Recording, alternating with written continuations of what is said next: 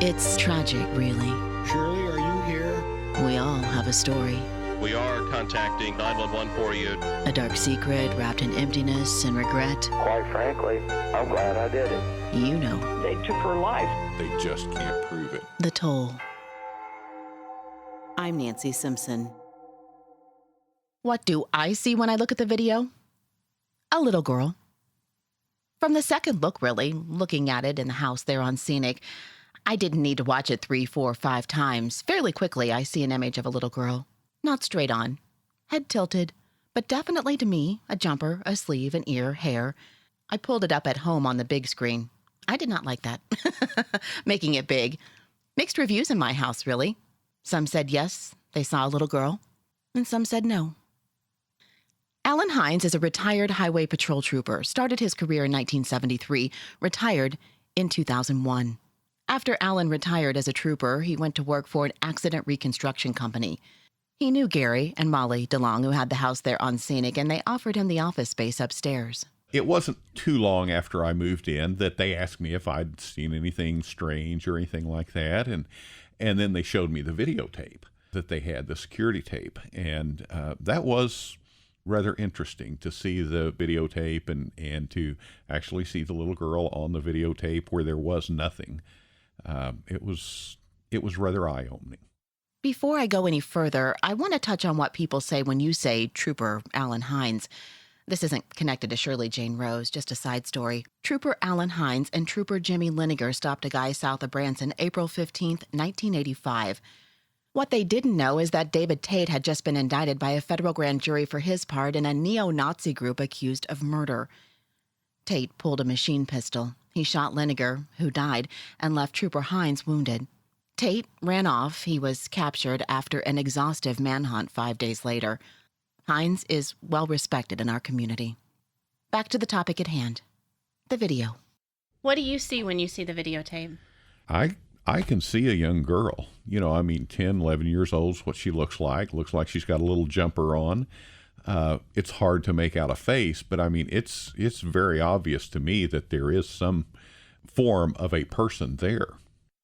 Doug was another retired trooper who rented a room in the upstairs of Shirley Jane's old house, worked on reconstructing accidents with Alan. Alan says Doug had past experiences and that he was sensitive to it. Ghosts. And he's the one connected to the paranormal team out of Oklahoma, the one that investigated the house. Yeah, we'll get to that in a minute. Alan says the girls in the office would ask him, "Did you move that? Did you open that drawer?" Alan says he never saw anything move, but to him, that doesn't mean it didn't happen. The videotape definitely was an eye-opener in that, obviously something was going on there. And by talking to Molly and Gary and the girls and the people that work there, they were telling me these things that were going on, whether I was there or not. Some of the things I saw, some of them that I hadn't seen. I was absolutely convinced that something was going on. And I believed them. I didn't think anybody was an office joke or anything like that. They were actually seeing things that were happening. Yeah, they certainly didn't approach this lightly. They were very sincere. You bet. And I know that in offices, people will play jokes on somebody, open a drawer, do things, change things around. But I truly do not believe that's what was going on. And did the seasoned investigator go to the basement? I just looked in the basement one time. Somebody was coming up from there. They'd gone down, and I just stuck my head in there. I just wanted to see, was there a window or wasn't there, and there wasn't. So, just to kind of look and see what was down there. Yeah. And that there was a wall where the form came from, that wasn't part of a room that somebody could have walked out of. But that was about all I did in the basement. He says he had spoken with Springfield officers. He'd run into them from time to time, got the story on how Shirley was taken while walking from her grandparents' house, found the body, thought they knew who did it, Steve Fletcher on the mind, but detectives could never find any proof or solid evidence. Never could place any hard physical evidence or even anybody that had seen or heard anything. So I know that was their prime suspect, but I don't think they ever were able to prove anything. Alan says he assisted with a few investigations during his career with the Highway Patrol, but was primarily working traffic, like crashes. I asked him what a long-standing, unsolved case like this does to investigators. You know, the toll. I'm just wondering what a case like this does to somebody in law enforcement, and it goes on for so long. It eats them alive. I mean, it really does. I had a lot of friends that were investigators, and, cases like this, the 3 missing women, those kinds of cases, they never get resolved, and it just eats at them constantly. Every investigator I've ever talked to, they've all got their theories. They all think they know what happened, and sometimes they're sure of what happened, but they just can't prove it. And it really does. It is extremely frustrating to them, and it just, it's just one of those things. It's almost like a toothache. It's just always there. You always feel it. Yes. Do you think this case, knowing you have a main suspect, is worse than not having any suspects? It can be, because knowing that you've got one, feeling like it's that person, and then never being able to tie it all together and bring it to a conclusion would be really, really difficult, I think. For the tape, can I get your name and title and the name of your company, please? Marilyn Carlson, Director of Oklahoma UFO Paranormal Team. A volunteer group officially started in 2007, but the director of Oklahoma UFO Paranormal Team, Marilyn Carlson, tells me she's had an interest in the paranormal, ghosts, and UFOs for over 30 years. Turns out former Trooper Doug, who rented the room upstairs in Shirley's old house, was an actual member. Marilyn talks about the equipment they use to talk to spirits. Well, we have a Mel meter, which measures the electromagnetic field. It's very similar to a tri-field meter. And when there's a spirit in the room, the electromagnetic field is disturbed. And that's what causes you for your hair to stand up on the back of your neck or your arms when you get a sense that something weird is going on. Now, I don't know if you yourself felt anything strange when you went in and toured the house, but we could feel the presence of a being, and we made contact with her in the basement. But she's not always in the basement. She just happened to be in the basement at the time that we were there, because there's other offices on the upstairs area that had activity as well. So that's what it does, is it measures the electromagnetic field. Then we also use a mag light, a small flashlight, which is a mag light. And what we do is turn the mag light on and then back it off until it just turns off. And then we lay it down somewhere where it's not being jiggled, touched by anyone, and we ask the spirit to touch it to help us answer questions. And they're always yes or no questions. Marilyn says they did research the circumstances behind Shirley's death. Off the top of her head, she goes over the story. She has things wrong, but general concepts, likely just years later, trying to recall this. We asked if there was anybody there, and yes, there was somebody there. We felt the presence, and we said, if you turn the flashlight on by just touching it, all you have to do is touch it, concentrate, put your energy into it, the flashlight will turn on. And we want you to turn the flashlight on if the answer is yes. If it is not a yes answer, then we ask it not to turn the flashlight on. And we started through a series of questions eliminating who it is or isn't. And that's how we came up with that. It was the girl that lived there. She was 9 years old. We started out with, are you 1 year old? Are you 2 years old? And we got to the age of 9, and she said yes. And so then we knew we were talking to a 9-year-old girl. Marilyn says that DeLong said if she wanted to stay, fine. If she wanted to go, fine. Meaning Shirley. She didn't hurt anything. We asked the family, do you want her moved out? And they said, no, we're comfortable with her. She doesn't do anything bad. She doesn't hurt anybody. We just know she's here, and we're okay with her being here. And occasionally you get clients that will tell you that. They just want to know about the spirit. They don't want them moved out. Others want the spirit moved out. They're scared, and they want them out of there. And so we do something similar to an exorcism to remove the spirit from the house. Marilyn says the spirit seemed sweet and peaceful.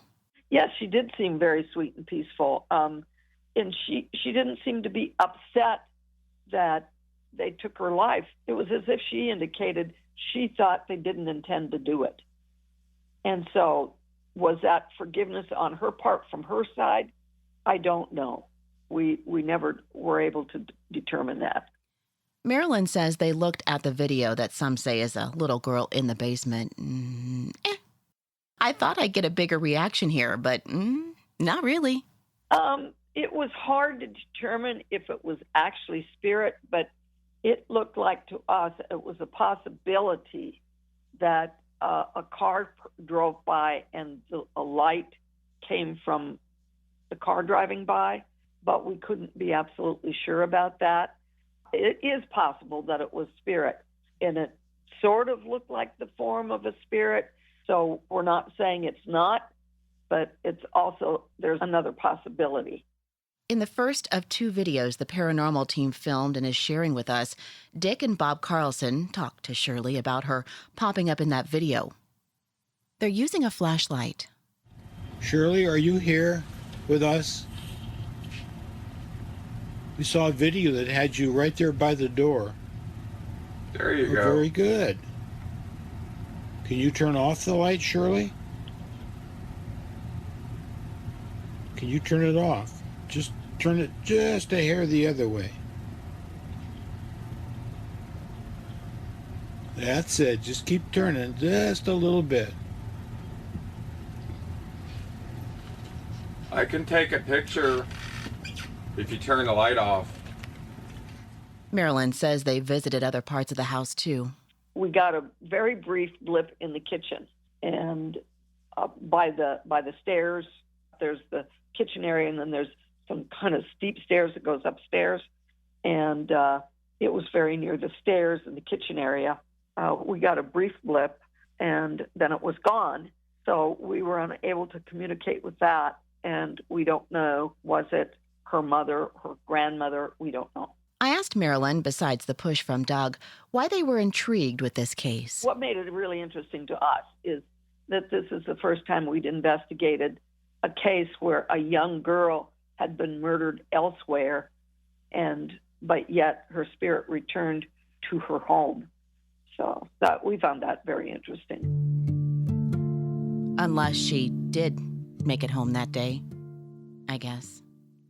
Back to that again. I think this is as good a place as any to talk about and interview Joyce, Shirley's mom, did with the paper on the 20th anniversary of the little girl's death. So that would be 1995. She's again forcefully denying a police theory that her 9-year-old daughter was killed because of a bad drug deal. She tells the Springfield News Leader she never owed drug money. She'd pay up front, then purchase more with the money she had left over after paying the bills and getting groceries. Then she gives this. She once bought some marijuana that had been dried in a clothes dryer. That process burned out the chemical that creates the high. I researched this a little. Apparently, that can be true. This made her marijuana worthless, so she had a party and gave it away. Another drug dealer, whose name was Jim Sullivan, met Joyce Rose before his untimely death. He told her she had embarrassed the man who sold her the pot and his supplier. Taking Shirley Jane was the payback. Joyce told the reporter that was the only thing that anyone said at the time that made any sense. She tells the paper she knows police found her not helpful during the initial investigation. She says she was afraid. Her quote, "I had a little girl missing. I was dealing drugs. I just kept waiting for them to take my other kids away from me. I remember being at the funeral and feeling like I was up on a hill. I could see the people and I felt sorry for them, but I didn't feel like I was there." She told the reporter she had her own theories about who killed her daughter. She also said she'd now cooperate with police to bring her daughter's killer to justice. Again, this was 20 years after Shirley Jane had been abducted. We've touched on this before, a story about Joyce in the paper. It read, she won't elaborate, but says police never questioned anyone who lived in her house when Shirley Jane Rose disappeared. If you'll remember, Springfield Police Lieutenant Cully Wilson says that would never be the case with current investigations. You have a mom who has who knows what kind of people, but at the very least, we found out the likes of Jim Snakeman Sullivan hanging around, a 16-year-old daughter who could have some input. I know I knew everything at 16. And an 18-year-old foster daughter. Who was she bringing around? And a couple of teenage brothers.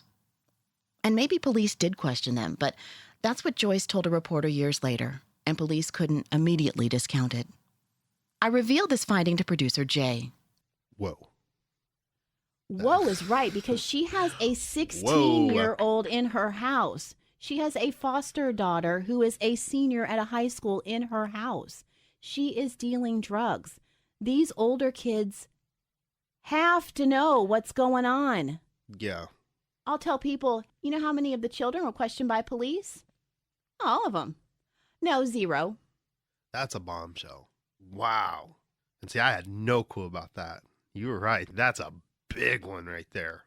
Did she make it home? Maybe. I mean, here's the thing. Doesn't that make a whole heck of a lot more sense? One guy sees a car with her. Right. One guy.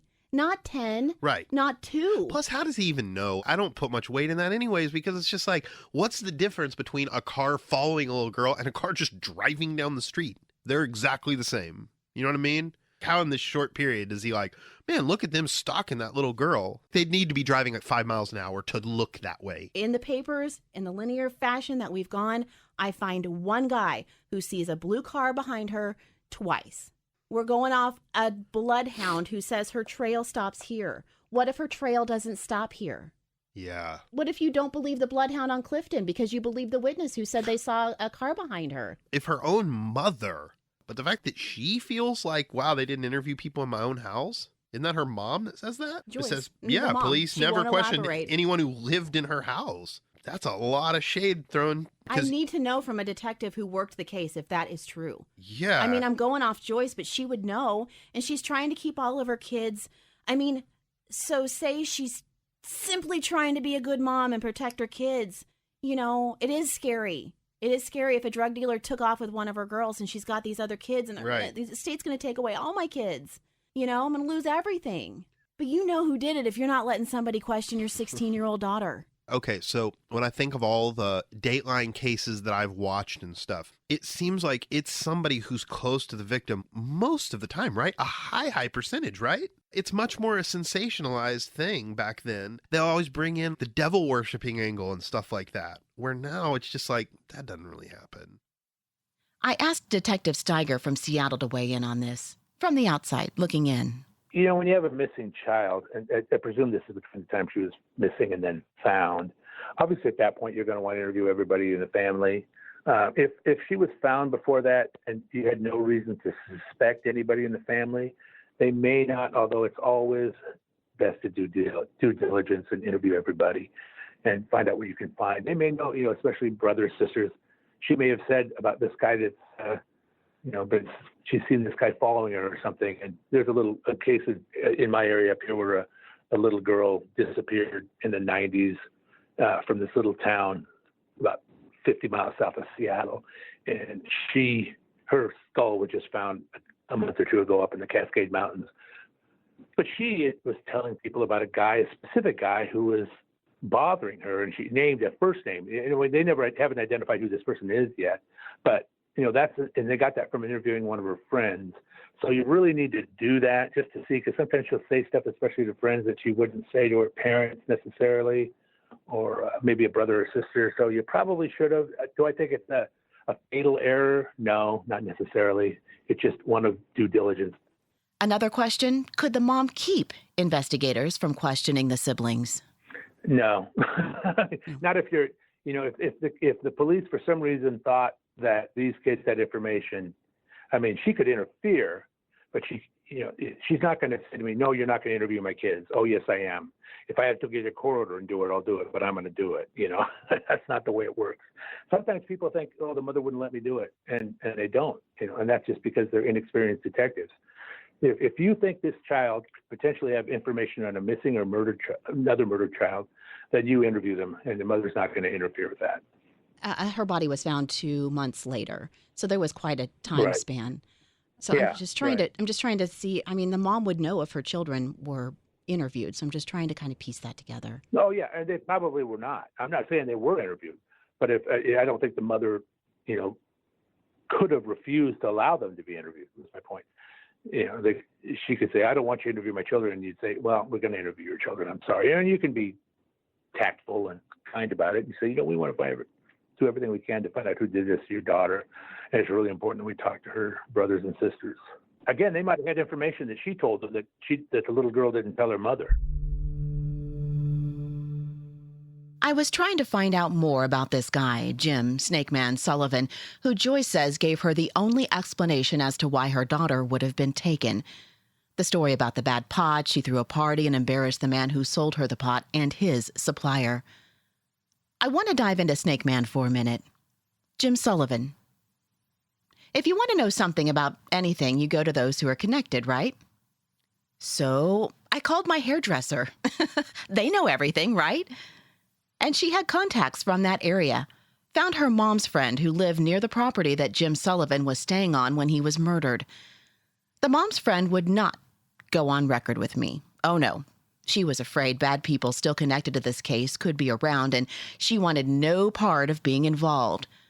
My hairdresser says that is not an easily intimidated person, and to leave her name out of it too. Jim Sullivan, drug dealer, heavy stuff, the friend relays. The woman who lived in the area remembers scouts there driving up and down the road, watching for people who shouldn't be there. Jim Sullivan and his girlfriend, Cheryl Osborne, were found murdered execution style on the property. Jim had pumpkin patches, but no one ever saw him selling pumpkins. That was the friend's rundown. Then I found the sheriff who worked that case so many years ago, and he brings some clarity. Dwight McNeil was the Christian County Sheriff from 1984 to 1988. On January 2nd, 1986, Jim Sullivan and Cheryl Osborne were found murdered on some property just yards within his jurisdiction. McNeil says it was more like an ambush. It appeared to me, and I think the other investigators would concur, that whoever killed them, surprised them. One of the victims, and I won't elaborate on which one, but one of the victims was shot from a distance, and there were additional shots fired from either close or point-blank range. But some initial observations were that they had been shot initially from some distance away. So it wasn't somebody like in the house and they knew they were there type idea. Well, they were found in a barn. There was no house on the property. They were actually living in a trailer, and I'm talking about a tractor trailer type box trailer that was situated on the property, and there was a rather large barn adjacent to that trailer, and the bodies were actually located in that barn. They were living in like a semi-type trailer? Yes. Box? Okay. And they were living in there and then using the barn also? Well, the barn was being used to store property, and Mr. Sullivan was actively engaged in growing giant pumpkin strains.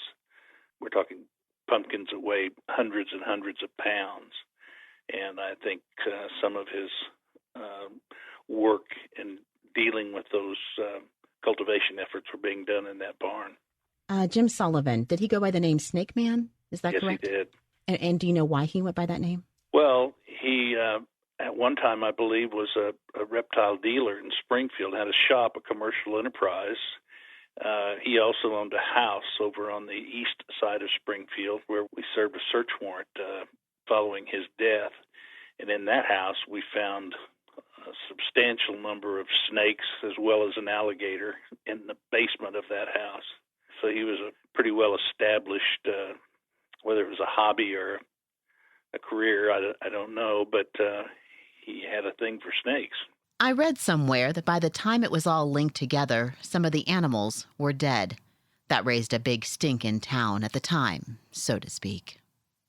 We talk about what kind of drugs Jim Sullivan was linked to. Well, there was intel from the Springfield Police Department, as well as some other sources that indicated he may have been dealing in powdered drugs, either cocaine and or methamphetamine.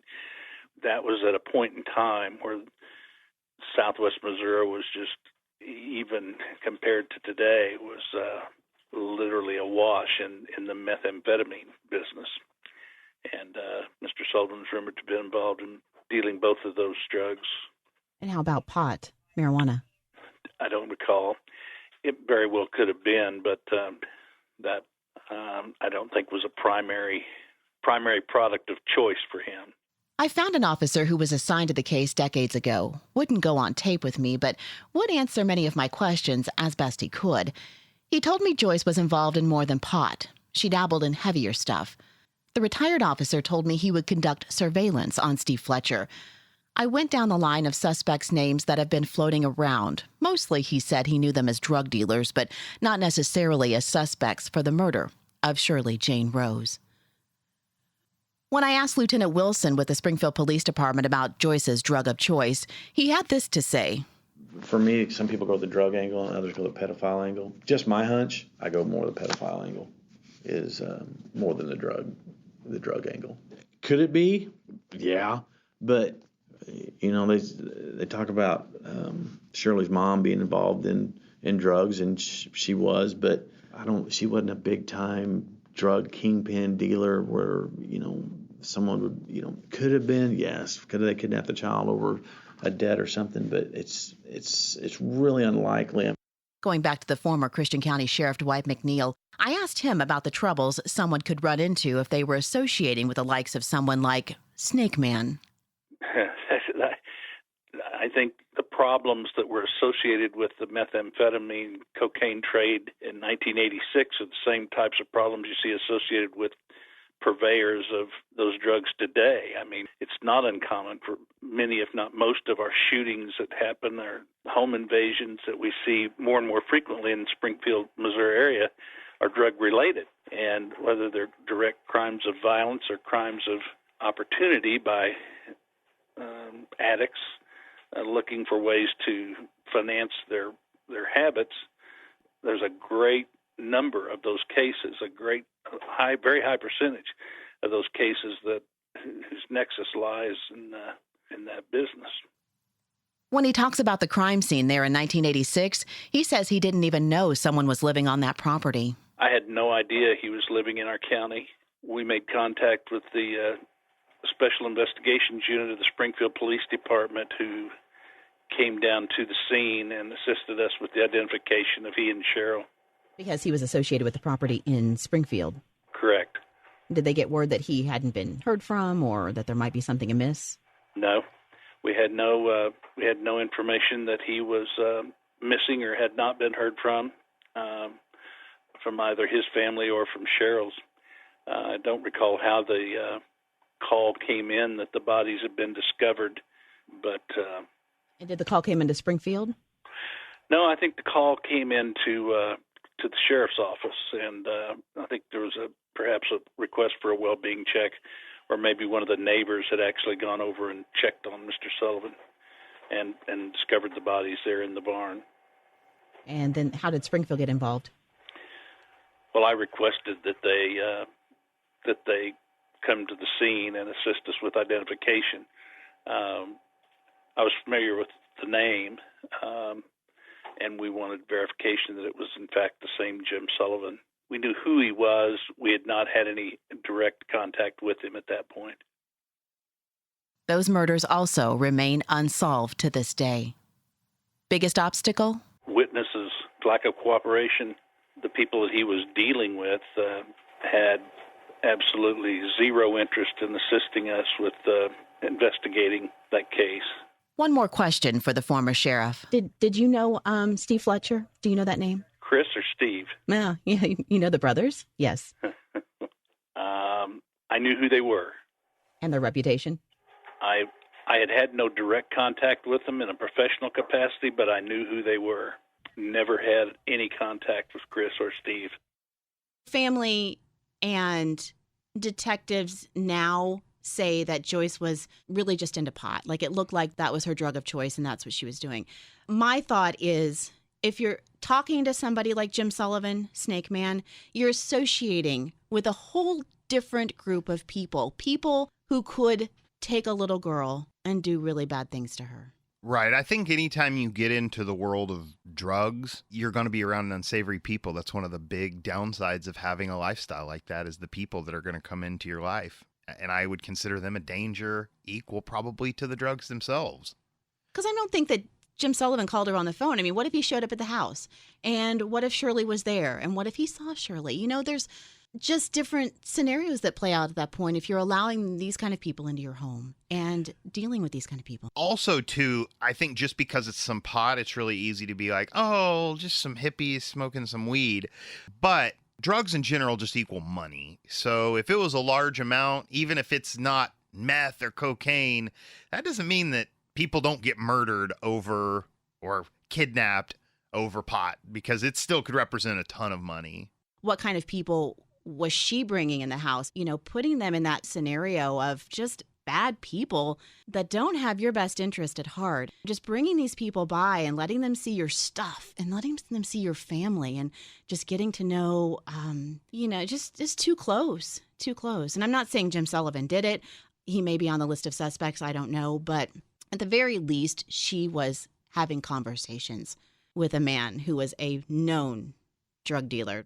The main point here, I guess, you're only as good as the company you keep.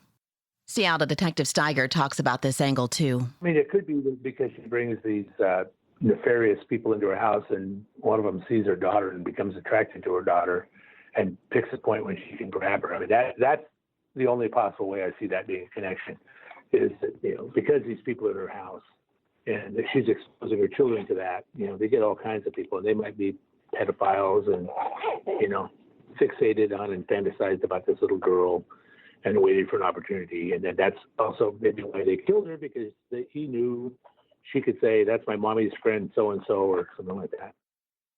It seems like no matter which way you look, there are many theories, and some of them have Shirley Jane making it home, which is the same house where the paranormal team is now tackling a very specific topic. Remember, they're down in that hand-dug basement. Are you still here, Shirley? No. Okay. The flashlight goes bright and stays bright. Shirley, you know who Stephen is? Turn the light off if you know who Stephen is. The flashlight flickers and then dims. All the way off. If you know him, turn it off, please. Thank you. All the way. Did he hurt you? Turn it on if he hurt you. Was it Stephen? I didn't want to ask you that question, but we have to know. We want to know. That's why we're here. That's kind of why we're here. Did Stephen hurt you?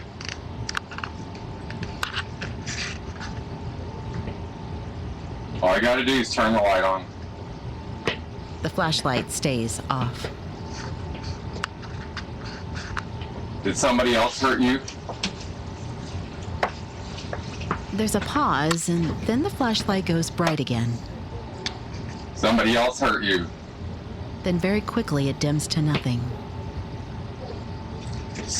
Turn the light on if Stephen did not hurt you. If he did not hurt you. It goes bright. If it was somebody else. Turn it off if it was somebody else. It flickers. All the way off.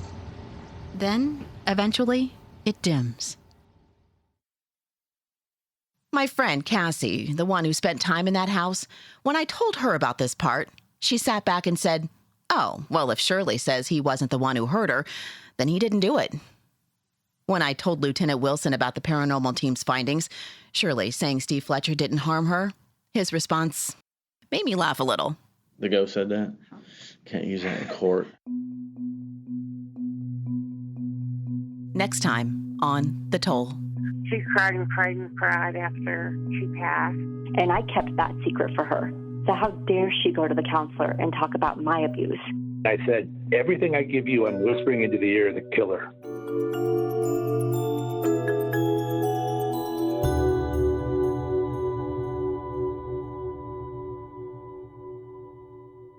If you've enjoyed this journey, help others discover it by giving us a 5-star review.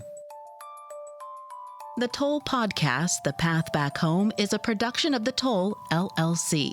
Co-creator and host, Nancy Simpson. Co-creator and executive producer, Jay Lashley. Technical producer and audio editor, Kat Morgan Gaines. Marketing manager, Pamela Shelby. Web design and digital creative director, Shelby Powers. Technical analyst for digital strategy, Christina Oswald. Special thanks to Eliza Blackwood, transcriptionist, and Austin Robertson, voiceover. Original theme by Jay Lashley. Additional music by FirstCom. Reproduction or use of any part of this podcast without the express permission of the Toll LLC is prohibited. Get updates at our website, thetollpodcast.com.